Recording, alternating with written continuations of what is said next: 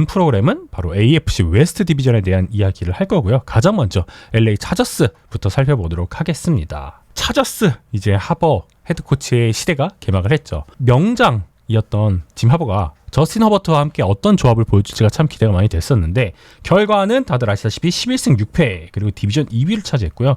플레이오프 진출까지 성공을 했습니다. 하지만 플레이오프 진출까지는 괜찮았는데 와일드카드 경기에서 휴스턴 텍산즈에게 아쉬운 패배를 당했죠. 그러면서 시즌을 마감을 하게 됐는데, 전체적으로 어떤 시즌을 보냈다고 생각을 하시는지 에드님 의견 한번 들어보도록 할게요.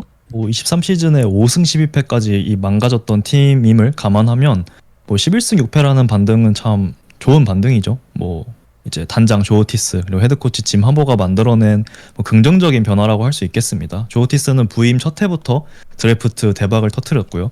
허버는 그렉 로만 그리고 제시 민터라는 검증된 오펜시브 코디네이터, 디펜시브 코디네이터를 선임하고 트렌치 기반의 팀을 좀 잘 빌딩하면서 기본적으로 이 팀의 좀 저점을 높여줬다라고 생각을 해요. 하지만 이번에도 반복된 허버트의 플레이오프 패배는 이번 시즌의 유일한 오게티가 아닌가 그렇게 생각을 해요. 이 팀의 플로어는 아주 단단해졌다는 부분에서 한 시즌이 만족스러우나 고점이 어딜까에 대한 의구심은 여전히 든다는 점에서 아쉬움도 같이 공존했던 그런 시즌이 아닐까 싶습니다. 말씀해 주신 것처럼 전년도, 그러니까 23시즌에는 5승 12패 성적을 거뒀는데 10승 이상을 거두고 플레이오프 진출까지 성공을 했기 때문에 분명히 반전을 이룬 시즌이라고 할 수 있겠죠. 말씀해 주신 단장인 조 오티스와 짐 하버의 조합도 좋았고 리빌딩에 성공적이었던 시즌이라는 생각이 들고 있습니다. 특히 디펜스의 성장은 매우 두드러졌던 시즌이라고 할 수가 있는데, 시즌 중반 시점까지는 말 그대로 리그 최고의 디펜스 퍼포먼스를 보여주기도 했어요. 하지만 오펜스는 허버트의 진정한 장점을 극대화시키지 못하는 한계를 보였고, 실제 통계적으로도 리그 중위권을 조금 더 넘어선 결과만 보여줬습니다. 와일드카드 탈락은 많이 아쉽죠. 그럼에도 불구하고 좀 긍정적인 부분을 살펴보자면 셀러리 캡의 제약, 그리고 완전히 최적화되지 않은 로스터 구성에도 불구하고 조직력의 변화, 그리고 컬처의 변화, 새롭게 합류한 헤드코치의 효과 등을 통해서 많은 희망을 남겼던 시즌이라는 생각이 들고 있어요. 그래서 그 중에서도 오펜스부터 살펴보면 좋을 것 같아요. 키넌 알렌 빠졌죠? 마이클 윌리엄스 빠졌죠? 타이트엔드 제러드 에버렛 빠졌죠? 이런 선수들의 아웃 여파가 분명히 있었던 시즌이라고 할 수가 있어요.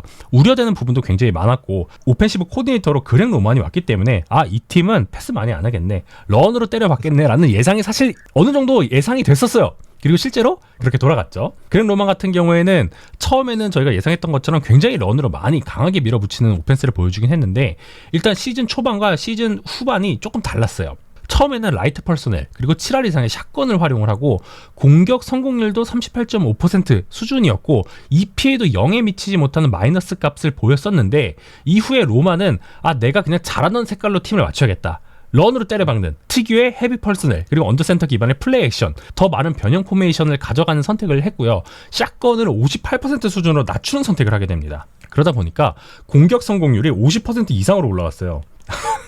38.5%에서 50%로 올라가기 때문에 이것은 굉장히 고무적이다라고 할 수가 있고요. 공격 효율성을 나타내는 고급 지표인 EPA 역시도 대폭 개선하는 데 성공을 했습니다. 전반적으로 그렉 로만의 색깔이 확실히 보인 오펜스였다라고 볼 수 있겠죠. 저스틴 허버트는 커리어 내내 정말 경기당 35번, 40번까지 패스를 던지던 쿼터백이었는데, 이번 시즌 처음으로 경기당 패스 시도가 29.6번, 그러니까 30번도 안 되는 패스를 시즌 내내 던졌다라고 하면 할 수 있을 것 같습니다. 그 결과 허버트는 긍정적인 점, 인터셉션을 많이 던지지 않았고요. 단 3번만 던졌고, 그라운드 게임의 색깔이 워낙 강해지다 보니까 허버트의 조금 부담이 내려갔다라고 좀 표면적으로는 그렇게 보이는 그런 시즌이었다라고 할 수 있겠습니다. 그렉 로만의 장점과 단점을 또 동시에 볼 수 있었던 것 같아요. 제이님 말씀처럼 그렉 로만이 시즌 초중반 그리고 중후반부의 오펜스가 운영이 좀 달랐거든요. 퍼스널도 달랐고 포메이션도 달랐고, 제이님이 말씀해주신 것처럼 샷건, 샷건이랑 이제 라이트 퍼스널을 썼다가 언더센터 그리고 헤비 퍼스널로 전환하는 이런 변화도 있었고요. 러싱 스킴의 색깔도 마찬가지였어요. 시즌 초반에 갭 스킴을 썼다가 이게 조금 막히니까 다시 존 스킴으로 변환을 하려고 했습니다. 근데 결과가 또 안 좋았고요. 다시 결국은 본인이 가장 잘하는 이 갭 스킴으로 회귀하는 좀 다양한 변화를 계속해서 가져갔습니다. 차저스와 레이븐스의 오펜스 구성 자체가 사실은 달랐고 선수들의 장단점도 다 달랐기 때문이다 라고 할 수 있는데, 결론적으로 그렉 로만은 본인이 확실하게 잘하는 것이 있다라는 이런 장점도 있지만, 본인이 조금 정통하지 못한 색깔의 오펜스를 이제 팀에게 인스톨하고 운영하는 데는 미숙하고 로스터에 따라서 조금 전술을 바꿀 유연성이 또 그렇게 뛰어나지 못하다. 이런 단점도 엿볼 수 있는 시즌이었다라고 생각을 합니다. 물론 24시즌 오펜스 로스터의 탤런트가 여실히 부족했다는 거는 조금 인정을 해줘야 될 것 인정. 같아요. 그래서 그렉 로만의 어떤 전체적인 평가에 있어서 조금 정상 참작을 해줘야 된다라고 생각을 합니다. 특히 스킬 포지션은 많이 심각했죠. J.K. 도빈스와 거스 에드워즈는 계속해서 부상에 시달렸고요. 와이드 리시버 타이트엔드 그룹은 사실 루키 레드 맥콘키를 제외하면 전부 다 일관성이 떨어진 선수밖에 없었어요. 패커스의 조던 러브와 함께 이 리시버의 드랍으로 인해서 가장 많이 손해를 본 쿼터백이 또 저스틴 허버트였기 때문에 그만큼 스킬 포지션의 탤런트 부재가 좀 많이 컸다라고 할 수 있겠습니다. 이게 그렉 로만의 게임 플랜에 대한 어떤 아쉬움도 있었을 거고 스킬 포지션의 한계 이런 것들이 가장 잘 드러났던 게 결국은 가장 높은 무대 플레이오프 텍산스전이 아니었나 싶어요. 텍산즈전에서 진짜 한계가 많이 드러났죠. 그리고 이것은 반드시 극복해야 될 과제인데 당시 경기를 좀 복기를 해보면 텍산즈의 헤드코치인 드미코 라이언스는 얼리다운에서는 쿼터스를 꺼내들고요. 이 썰다운 상황에서는 맨 커버리지를 꺼내들어서 매치업에서 완벽하게 우위를 가져갑니다. 그러면서 드라이브 지속성을 틀어막고 어차피 니네 타이트엔드 믿을만한 선수 없고 러닝백들 어차피 패션 게임에 너네 못 써먹고 그리고 와이드 리시버 같은 경우에는 틀어막을 코너백 우리 갖고 있어 라는 접근으로 접근을 했거든요. 그래서 텍산즈의 계획은 완전히 대성공을 거두었죠. 이러면서 차저스는 아쉬운 그런 패배를 맛볼 수밖에 없었습니다. 제가 이런 식으로 오펜스를 살펴봤고 디펜스는 어땠을까? 디펜스 이야기도 해보면 좋을 것 같은데요. 허용 실점 리그 1위. 대단했습니다. EPA 리그 5위. DBOI 9위. 모든 지표에서 진짜 리그 최상위권을 기록을 했어요. 효율적으로도 굉장히 훌륭했다라고 할 수가 있죠.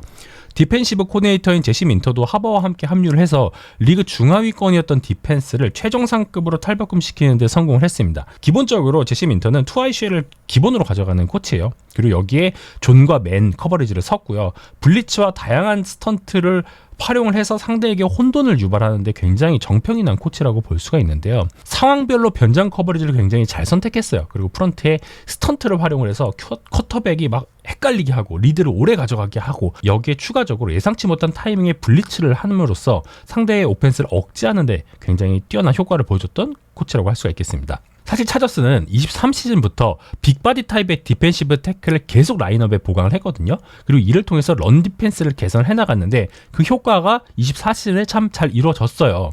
그래서 이후에 제시 민터 체제의 2년차 시너지도 많이 기대되지만 동시에 주요 자원들의 이탈이 막 있었거든요. 그리고 베테랑에 대해 크게 의존하는 부분도 있는데 이런 과제들을 어떤 식으로 극복하게 될지는 조금 다음 시즌에 기대가 많이 되는 또는 걱정이 많이 되는 부분이라고 할 수가 있겠습니다.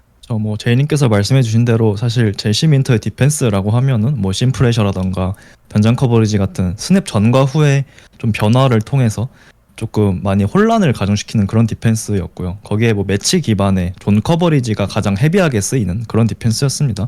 이런 디펜스는 사실 굉장히 복잡한 디펜스이기 때문에 이걸 인스톨하고 선수들에게 주입시키는데 원래 굉장히 오래 좀 걸리는 디펜스예요. 근데 제시 민터는 부임 첫 해에 퍼포먼스의 레벨을 확 끌어올리는데 성공을 했죠.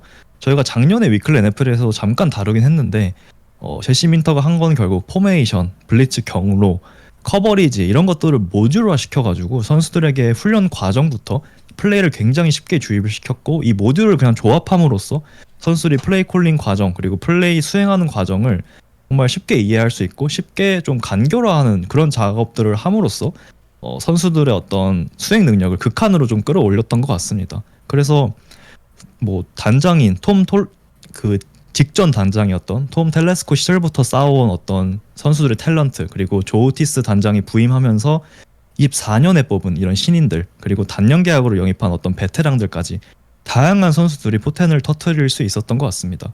더윈 제임스, 엘로이 길먼, 투이 툴리폴로트 같은 좀 다재다능한 멀티 자원들의 활용이 가장 빛났고요. 단년 계약으로 팀에서 주목을 받지 못하던 푸나포드, 크리스티안 풀턴, 일라이자 몰든 이런 선수들이 차저스에 오면서 조금 포텐이 팍 터지는 그런 결과로 많이 이어졌습니다. 거기에 오라운드에서 지명했던 코너백들 타립 스틸, 캠하트 이런 선수는 오라운드라는 기대치에 걸맞지 않게 굉장히 좋은 활약을 또 펼쳤고요. 시즌 후반부에 벵갈스, 레이븐스, 버커니어스 같은 리그 탑급 오펜스들을 상대로 물론 고전하긴 했지만 23시즌의 디펜스를 고려하면은 제시 민터의 어떤 시스템의 완벽한 승리이다. 그래서 굉장히 전체적으로 봤을 때 좋은 시즌이었다라고 그렇게 정리할 수 있을 것 같습니다. 저희가 이런 내용들을 바탕으로 해서 어떤 오프시즌 무브를 취했나 한번 살펴보도록 하겠습니다. 차저스는 굳이 코칭 스태프나 프론트 오피스의 주요 인사를 변경할 필요를 못 느꼈죠. 그래서 거의 유지가 됐습니다. 그대로. 그런 상황이고, 선수단에서는 어떤 부분이 중요했을까? 먼저 이 레프트 태클인 라샨 슬레이터 4년 1억 4천만 달러의 연장 계약에 성공을 했습니다. 매우 중요한 포인트였다라는 생각이 들고 있고요. 26세에 굉장히 좋은 나이죠. 그리고 멋진 퍼포먼스, 그중에서도 저스틴 허버트를 가장 안전하게 지켜준 중요한 자원이었기 때문에 팀은 이렇게 확실하게 그리고 빠르게 계약을 진행을 했습니다. 그 밖에는 또 어떤 무브들이 눈에 많이 띄시나요? 우선 확실하게 이번 시즌은 노력했던 건 오펜스를 보강하고자 했던 노력이었던 것 같습니다. 기본적으로 이 트레이 랜스 그리고 타일러 하이니키라는 백업 쿼터백을 또 영입했고요. 이어서 러닝백 그룹 J.K. 도빈스와 거스 에드워즈 조합에서 나지 해리스 그리고 1라운드에서 또 오마리온 햄튼이라는 선수를 뽑으면서 작년과 비교했을 때 러닝백 그룹이 확 좋아졌다라고 생각이 들고, 거기에 이제 와이드 리시버 조시 팔머가 팀을 떠난 이 자리에 또 2라운드에서 리시버를 뽑음으로써 트레이 해리스라는 선수를 뽑음으로써 그 빈자리를 채웠습니다. 거기에 제츠의 타이트엔드 타일러 콘클린까지 또 영입을 하면서 전반적으로 스킬 포지션 보강에 많이 집중했던 그런 오프 시즌이었고요. 오펜시브 라인도 있었죠. 양쪽 태클에 비해서 비교적 인테리어 쪽에 많이 빈약했거든요. 여기에서도 트레이 피퀸스, 자마리 살리어 이런 선수들이 좀 라이트 가드 자리에 많이 떴었는데, 그 자리에 이제 이글스의 메카이 벡튼을 또 영입을 하면서 또 오펜시브 라인을 보강했습니다. 이외에 오프 시즌에 기존의 센터였던 브래들리 보즈만과 레프트 가드였던 이 자이언 존슨의 포지션을 바꿀 계획을 또 갖고 있다고 해요. 그러면서 어떤 변화를 통해서 그리고 또 영입을 통해서 지난 시즌 조금 불안정했던 이 인테리어 라인을 또 보강하는데 집중을 하고 있는 상황입니다. 디펜스도 인앤아웃이 꽤 많았어요. 조이 보사 그리고 디펜시브 라인의 핵심 역할을 했던 푸나포드, 모건 폭스 이 세 명의 선수가 팀을 떠났고요.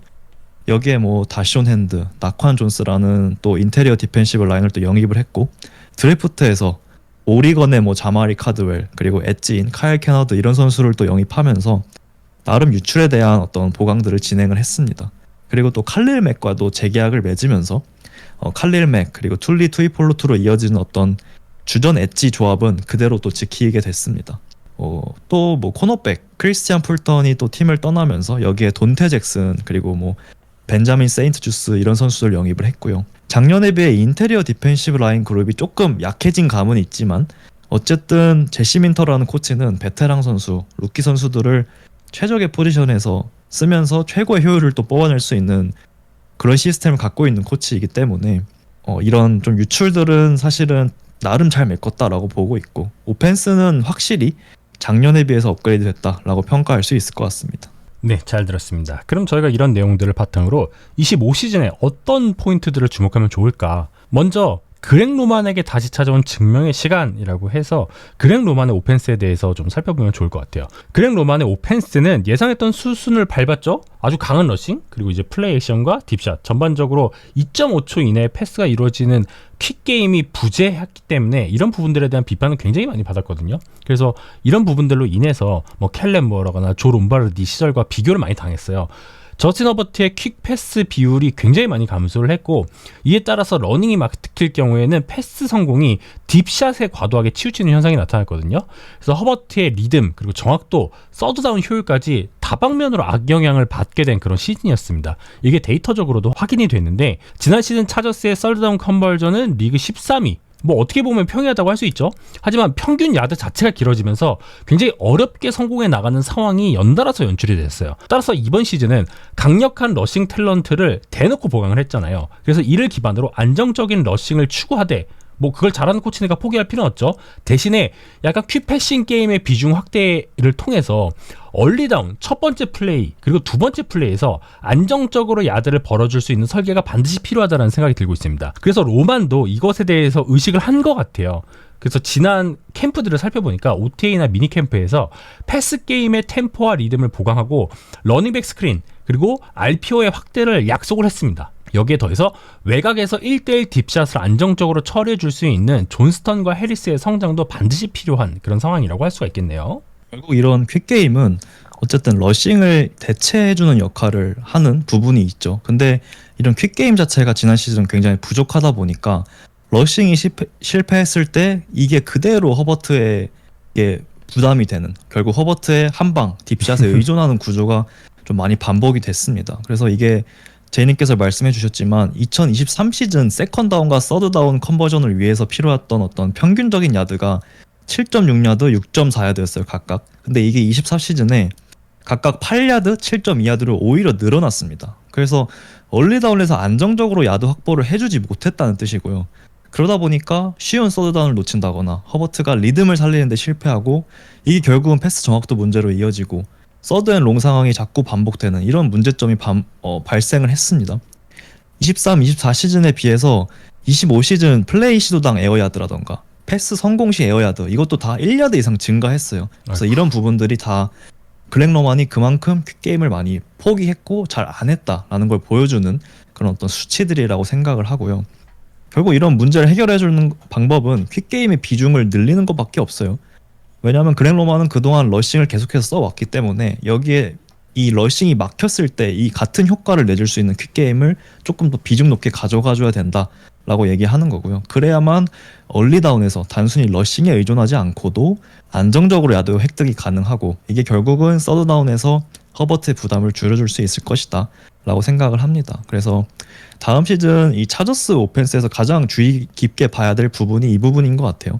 다른 것들은 기존에 글렉 로만이 잘하던 것들을 당연히 할 거고, 글렉 로만이 잘 못하던 것들인 이 퀵게임의 비중을 얼마나 가져가고 이 퀵게임이 얼마나 효율적으로 전개가 되느냐가 아마 이 오펜스의 성공의 성패를 가를 것이다 라고 저는 생각을 하고 있습니다. 그러니까 이런 식으로 글렉 로만이 운영을 하면은 상대 입장에서는 대처하는 게 굉장히 쉽잖아요. 얼리다운에 박스 숫자 많이 채워놓으면 되는 거거든요. 하지만 이것을 분산시키기 위해서 결국에는 패싱 게임을 얼리다운에서 풀어나갈 필요가 있다라는 거죠. 그래서 그쵸. 그 내용 참고를 해서 한번 차저스의 오펜스 한번 지켜봐 주시면 좋을 것 같습니다. 다음으로는 리그의 탑 디펜스, 이게 내년에도 유지가 될 것인가, 이 부분에 대해서 이야기를 해보면 좋을 것 같습니다. 진짜 기대 이상으로 뛰어났던 디펜스였죠. 플레이당 EPA가 굉장히 뛰어났는데 레드존 방어율 1위였고요. 플레이당 EPA 1위, 패스 드랍백당 EPA 5위, 레드존 디펜스 리그 1위, 정말 엄청난 퍼포먼스를 보여줬습니다. 그러니까 효율적인 부분에서도 굉장했다라는 뜻이죠. 굉장히 뛰어난 디펜시브 백 블리츠 설계도 눈에 띄었는데 디펜시브 백의 프레셔가 52회나 있었어요. 이게 리그 전체로 1위입니다. 이탈한 선수들에 대해서 잠깐 얘기를 해보면은 보사도 보사였지만 아산테 사무엘도 좀 아쉽죠. 푸나포드의 이탈이 참 많이 아쉬울 것 같아요. 특히 전방에서 상대의 러닝 게임을 대처하는 이 겟 컨트롤에 있어서 굉장히 치명적인 부분일 것이라고 생각이 되고 있고, 여기 추가적으로 모건 폭스의 빈자리 역시도 굉장히 치명적일 것이다 라는 생각이 들고 있습니다. 이렇게 많은 선수들의 이탈과 교체가 있었음에도 불구하고 일단 툴리투이 폴로투도 있고 칼릴 맥도 건재를 하고, 여기에 스위스 아미나미프 역할을 할 수 있는 단테 잭슨을 비롯해서 새로 영입된 젊은 자원들의 부상이 굉장히 기대되는 시즌인 것 같아요. 그러니까 걱정과 기대가 공존하는 그런 상황이라고 할 수가 있겠죠. 그래서 뎁스 변화 측면으로 봤을 때는 더 많은 투아이쉘 운영이 기대가 되고 있고요. 전체적으로는 엣지 그리고 세컨더리, 이 신구 베테랑과 신인들의 조합이 안정적으로 정착을 한다면 다시 한 번 더 리그 최상위권의 디펜스를 유지할 수 있는 여지는 굉장히 크다라는 판단이 들고 있네요. 제 개인적인 생각은 사실 이 디펜시브 라인에서 핵심적인 역할을 해주던 푸나포드, 모건 폭스의 빈자리를 어떻게 메꿀 것이냐가 관건이다라고 생각을 합니다. 차저스 디펜스는 거의 대부분의 상황에서 가벼운 박스를 유지하는데, 여기서 사실 푸나포드와 모건 폭스는 좋은 갭 컨트롤 능력을 바탕으로 런 디펜스에서 어떤 취약한 구조적인 약점을 보완해주던 그런 선수들이에요. 거기에 패싱 다운에 오면 좋은 패스러시 능력까지 보여주던, 즉 모든 다운에서 상황에 맞게 위력적인 선수들이었고, 사실 이 두 명의 선수 덕분에 저는 제시 민터의 디펜스가 잘 굴러갈 수 있었다라고 보고 있습니다. 이 언급을 하는 이유는 결국 지난 시즌 이 런 디펜스가 무너졌을 때 이 디펜스가 같이 무너졌기 때문이에요. 뭐 카디널스전이라던가 레이븐스전, 뭐 버커니어스전, 텍사스전도 그랬고요. 모두 런 디펜스에서 고전했고 150 러싱야드 이상을 허용한 4경기가 결국은 다 패배로 연결됐습니다. 즉 제시 민터의 디펜스 시스템은 구조적으로 좀 런 디펜스에 취약할 수밖에 없고, 이 약점을 조금 메꿔주던 선수들이, 본인의 능력을 메꿔주던 선수들이 2명, 모건 폭스와 이제 푸나포드였다. 그래서 이 2명을 과연 어떻게 메꿀 것이냐라고 봤을 때 결국 새롭게 합류한 선수들, 뭐 다션 핸드, 나관 존스가 잘 메꿔줘야겠죠. 그리고 기존에 좀 이 로스터에 있던 뭐 테어 타르트라던가 오티토 옥보냐 뭐 이런 선수들이 좀 성장을 해주고, 이 결국은 2명의 빈자리를 잘 메꿔줘야 된다. 이게 굉장히 중요하다라고 생각이 드는데 잘 할 수 있을 것이냐라고 생각했을 때 개인적으로 조금 의구심이 들긴 합니다.